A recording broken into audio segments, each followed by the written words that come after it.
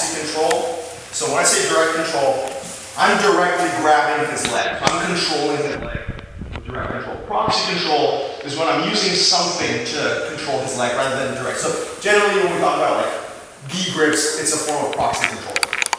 Proxy control is great sometimes because if I'm using, like, let's just call it what it is, a piece of equipment. If I use this piece of equipment to control his leg, it decreases his sensitivity to my control, right? Like his leg, you can't feel what I'm doing other than just like knowing that I'm grabbing your gi. Whereas if I'm grabbing your leg, you have a lot of sensitivity to my movement. So that's the upside of proxy control, is that it decreases your partner's ability to react to a certain degree, but it also decreases the amount of control that you have sometimes, right? So for example, if I grab like this and you want to like move your leg around a little bit, man, there's a ton of movement possible there. Whereas if I grab like this and you want to move your leg around, there's way less movement possible. So as that relates to what we're doing, what I want to do when I'm going in the direction I'm going, which is right now I've got like right hand, left hand, I'm going to my right. I don't want his leg to be able to turn like this because he's generating proper base here and he's going to be able to point his hips at me.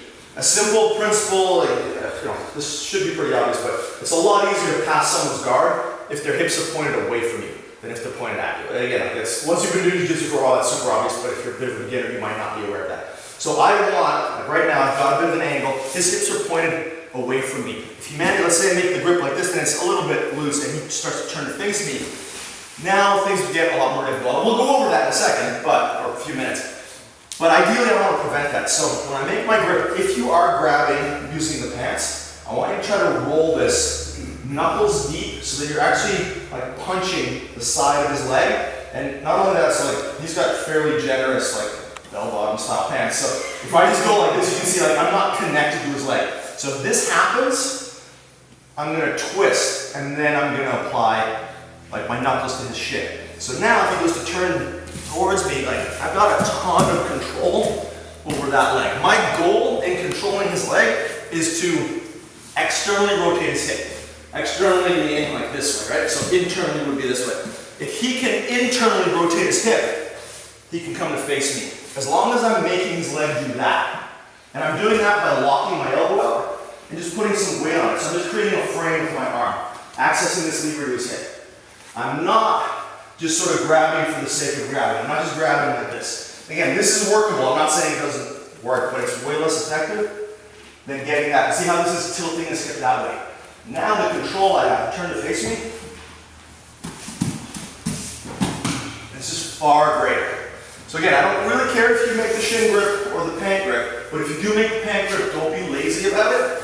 Make sure it's rolled knuckles deep. And if you're not in contact right now, there's still a bunch of slack here. I'm going to take all the slack out of the gi. I'm not going to rotate it and punch my knuckles all the way down. Everybody follow me on that? You show me one more time without the pant. So just thumb in, and I just press. Think of creating a straight line from the heel of your palm to your shoulder. And then like that. Oh, now turn to your right. Should be fairly difficult. Alright, let's get a few more reps in and we'll go over what happens if we can't get that to happen and our partner's able to chase us and point their hips at us. Alright, let's get to it, guys.